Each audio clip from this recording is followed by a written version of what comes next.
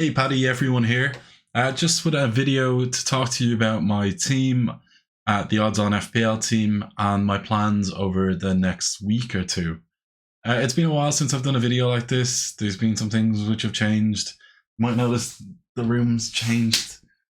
My outlook on life may have changed. Who knows? Well, one thing that has changed since the last video has been my team. I've wildcarded. As you can see here, last week I got 80 points, which was well above the average of 50. In total, it brought the overall rank up to 189,000, which is absolutely monstrous. If I'm going to go to my history just here, you can see that in a game week, I've gone from 928,000 to 189,000. That's a monster jump. Overall, quite pleased with it. Looking at the team, I posted it on Twitter. I was stuck in traffic, so I had to go over to the side of the road, choose my team last minute. There was a crash. I didn't get to do a video. I've got to go to Tate Hill Park, though, so I guess I win some, lose some. Overall, though, looking at the team, I had double Newcastle defence. Ideally, I would have liked Trippier instead of Schär, because I think he's got more of an upside. He'll get assists, potentially goals. He's on free kicks, all things like that. Pope as well.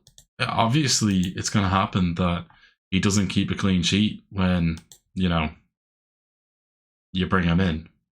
But yeah, looking at the rest of the team then, Luca Dean finally did something and then got injured over the international break. So I'm glad I at least got 7 points out of him. The midfield as well, Almiron, what was I thinking? Phil Foden did alright, Martinelli okay. In retrospect, I would have almost been tempted to get rid of Martinelli because Spurs and Liverpool aren't great fixtures, even though they're not keeping many clean sheets. Then Martinelli as well, 3 points. Oh, what was I just said that? Youngmin Son, what a roller coaster that was. Making that wild card last minute, seeing him on the bench, and then seeing him score as many points as he did with 19 points. Then up front, of course, Mitro doesn't score as soon as everybody brings him in. That's fancy football in a nutshell. Haaland as well, just ticking over nicely, scoring a goal against Wolves. I think a lot of people thought, he'd go crazy after he scored quite early. But fortunately, the captain differential, Kane, did better that game week. It genuinely feels like an age ago when that game week was. Like, it was the 18th and now it's the 30th, so it's only 2 weeks. I hate the international break. I find it so boring. Especially being Irish. Yeah, there's not much to look forward to when it comes to international football. So yeah, anyway, the OddsOnFPL team's ticking along nicely. As you can see, inside 200k, 458 points. Overall, doing all right. Keeping on, ticking on, just keep it going well. Looking at the team then for this week, the decision here is who to bench. Looking at players like Ward, he could be benched for Iverson this week. I think he probably will be. Emerson as well. I thought he was a good punt at 4 million, but now he's not playing. Andreas as well, at home to Newcastle. I'm not really sure how many points he's going to get. Looking at his games this season, he's had a few games where he's been all right, but overall, you're getting what you expect from a player who's 4.6 million. The obvious move is getting rid of Dean, and it's going to be a short-term move, I think. So you may not agree with it, but if I look at Nico Williams away to Leicester, really I don't want to start him. They just are pretty awful. If this will ever load, it would be great as well, But it's one of those plugins. But yeah, 13 points. He's playing every game. He's getting about 1 point a week. So for me, I just don't think it's worthwhile. There we go. So you can see 1, 4, -1, 1, 1. It's like reading binary. It's just not worth it. Yeah, I think he's decent as a backup option if a player doesn't play. But apart from that, yeah, it's not great. I've got 1 free transfer obviously after the wild card. Looking at the games then this week, you're trying to look at players who to target to bring in for Luca Dean. Arsenal and Spurs players I'm not really arsed with. Arsenal's fixtures aren't great as well. Bournemouth, I don't fancy them defensively.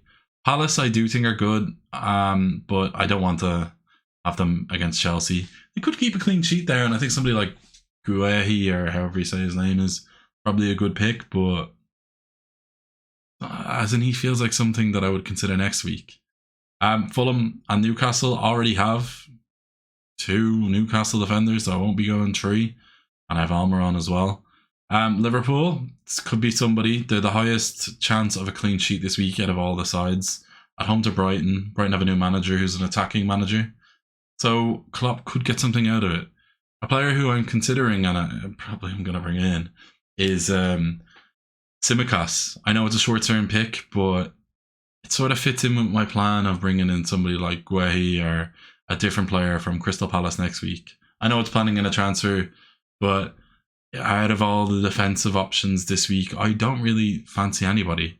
Like, James Justin at Leicester could be an option against Nottingham Forest, but Leicester don't look like keeping a clean sheet. I'd never back Leeds for a clean sheet. Man City, I already have 3 of their players, and I already have Cancelo. Man United away to City, you don't want to back. West Ham, I already have Emerson, and I don't want double defence from them. Southampton, I don't think they'll keep clean sheets. So it's a bit of a punt and its own week thing. But yeah, my move is going to be Tsimikas, yeah. Also, just as a random shite chat conversation thing here, my camera everything has sort of changed slightly, so older videos might look a little bit different. I still have to fix the light over there because it's not working too great. The mic has to stretch a lot more as well, so I'm not sure how the audio is going to sound. Hopefully it's all right. But yeah, looking at the fixtures, if I have to, I'm going to just guess some of the scores now. I say Arsenal, Spurs, that could be 2-2. Kulusevski's probably out. Arsenal look good for goals, and Spurs do as well. Son could be back in form. Bournemouth against Brentford, I could imagine this being 1 goal for Bournemouth and 2 for Brentford. A lot of people are suggesting to go for Dominic Solanke if you're on a wildcard. Why? They don't look like scoring. They don't have a manager. What are you doing? Crystal Palace against Chelsea. I don't know how this one's going to go. Honestly, Chelsea have not looked great this season. Maybe 1-1. Fulham against Newcastle. Fulham and Newcastle both look like good sides. Newcastle are actually a good side, though. I'd see them finishing top 10. Fulham will probably just scrape past relegation, going by how good they've been so far. Marco Silva has them playing good football. Yeah, I think Newcastle probably win this one 1-0, 2-1. There'll be a goal in it anyway. I don't see one side smashing the other. Liverpool against Brighton. Liverpool are just so inconsistent this season, and Brighton have a new manager because Potter's gone to Chelsea. So I think it could be something where Liverpool might think more about the comfort. They'll go and beat them 2-0, hopefully with a Tsimikas involvement. Southampton against Everton. Dominic Calvert-Lewin could be back for this on a bench role. Southampton don't look great defensively. They've got good players like Bella Kotchap. They've signed a lot of young players. Sometimes it just looks like they lack that little bit of experience. This game could go either way. I think it's 2-1 either way. I don't think either of them be keeping a clean sheet. West Ham Wolves, this could be boring. 1-1. City against United, I think 2-0 City or 3-1. You see, the thing is with City, you just sort of expect them to smash every side they play against. And with Man United under Ole, they just had this sort of thing where they would just go and beat them, and they would play every man behind the ball. I know Ten Hag is very tactically smart, but does he have the acumen to sit behind? I'm not sure it's his style, so I guess we'll find out. It's not a game I'd want to be backing crazily, but I think City probably handily win it. I'm a United fan, so the last few years have drilled down my confidence when it comes to Man United. But Leeds against Aston Villa, I would just look at this and think Leeds are probably in good form and Villa might have turned a corner. But I think there's goals. I quite like Patrick Bamford as an option, as a sort of differential, but you know, it's just it's one that I wouldn't be touching. I think there's no real players on this side. I like Sinistera as well, but there's no real players that I would particularly want. Leicester against Forest. A lot of people are considering James Maddison as a captaincy option this week, and that's something I'll discuss in a second. But Leicester looked defensively terrible. Forest looked offensively terrible. So it's two heavy forces coming against each other, an immovable object and a massive force. Or my brain's not working. It's been a long week of work. But yeah, looking at this, you'd sort of just think, yeah, Leicester should probably get goals, but then Forest will too. This is the kind of game that could be another 3-2 with Forest involved. Then I don't know if Vardy's going to start. It could be Daka. So there's options up top. But Maddison is a good pick. Is he captaincy when you've got somebody like Haaland? I wouldn't. It's been something I've considered. Going for captaincy this week, there is the option. So I'll just go back to the fixtures and then discuss who they are. Liverpool have Salah, obviously, who's a captaincy shout against Brighton. If you own him, he's probably somebody you should consider captaining. But at this stage, why do you still own him? He's been so out of form.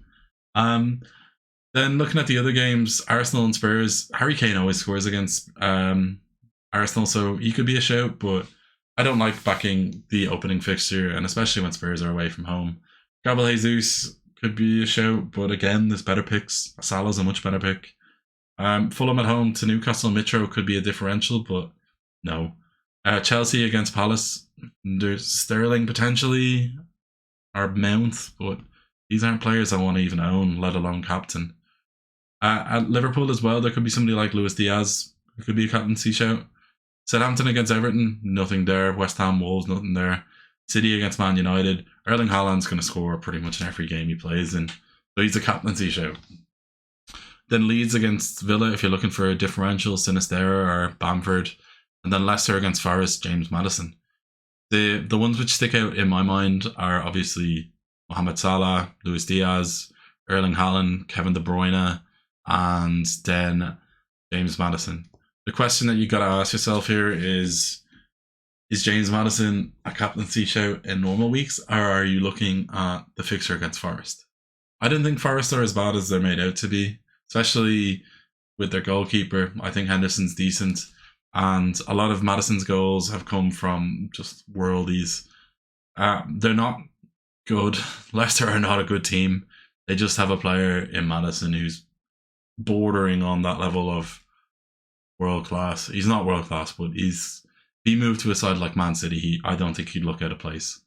Then you actually have a world class team in Man City who have Kevin De Bruyne and Haaland, who are playing Man United, who are good, but defensively they're not good. They're all right. They're getting there. It's taking time, but I just don't see us keeping many clean sheets, especially against a side like Man City. Man City are going to score against us.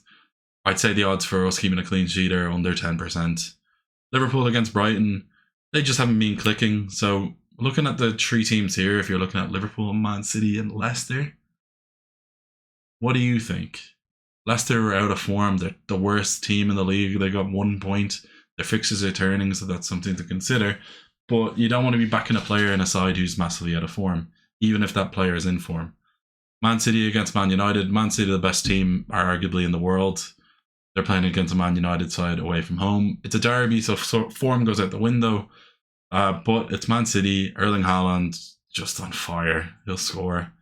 And then Liverpool against Brighton. You have players like Salah and Diaz who are out of form. Diaz less so than Salah against a Brighton side who are a bit of an unknown with their new manager. So if I'm just looking at it like this, the obvious choice is a Man City player. Purely because of the fact they are the best side probably in the world. Haaland is in the form of his life. He doesn't even need to touch the ball. He could touch the ball twice and score 2 goals. Liverpool, Salah's playing as a right winger and he's sticking out there. So maybe that will change after the international break.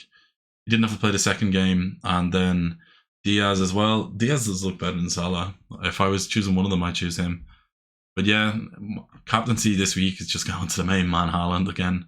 I think you're taking a risk if you don't. He'll be highly captained again. And that's just a bit of the worry. One thing to consider is Ward has probably got a higher clean sheet chance than Pope, but I'm not doing that. Don't even think I'll start. But yeah, my one transfer this week, while we're going through it, is just going to be a 1 week punt, because he won't be there very long, because I think Robertson is back soon. And I am bringing in none other than Tsimikas. It's a simple transfer. Dean out for Tsimikas, confirmed transfer. and then we go and confirm it whenever it does it. Done it yet? Come on. Come on. Can I just pretend it's done it? Yeah. It hasn't done it, has it? Yeah, it has, yeah. I've installed some plugin and it just makes it crap. But yeah, looking at the team, I didn't want to spend too much time thinking about it because I don't know if Emerson's going to play against Fulham. And then if he does, I can just swap him in for Tsimikas. Or I could start Tsimikas. Looking at the rest of the team, then there's a few games that I won't particularly want. And then you also have to worry with the coming game weeks where you got Martinelli with a blank here in game week 12, Haaland, Foden, Cancelo. I'll probably keep Cancelo, Foden, Haaland for the game up until the Liverpool game. Then probably sell Foden, bench Cancelo and Haaland, get rid of Martinelli after the Leeds game. And yeah, that's just the plan. Looking at the games then, there's obviously going to be the Spurs lads against Man United in game week 12, which they'll probably do all right, but I'm not sure I want to have Son and Kane against them, especially when the game after is Newcastle. Yeah, anyway, that's just sort of been my thoughts for this week. Wishing you good luck, as always. Hopefully you've enjoyed my sort of rambling thoughts on this. The video itself, probably not the highest production I've ever made, but it will get better. I'm still settling into the new sort of setup. I've got a new office space in here. Finished work at 5:30, so then, yeah. But anyway, yeah, I've been Paddy. If you've liked the video, click subscribe. Like the video. Any comments, put down below. I'm going to be drinking pints though, so I may not see them till a little bit later.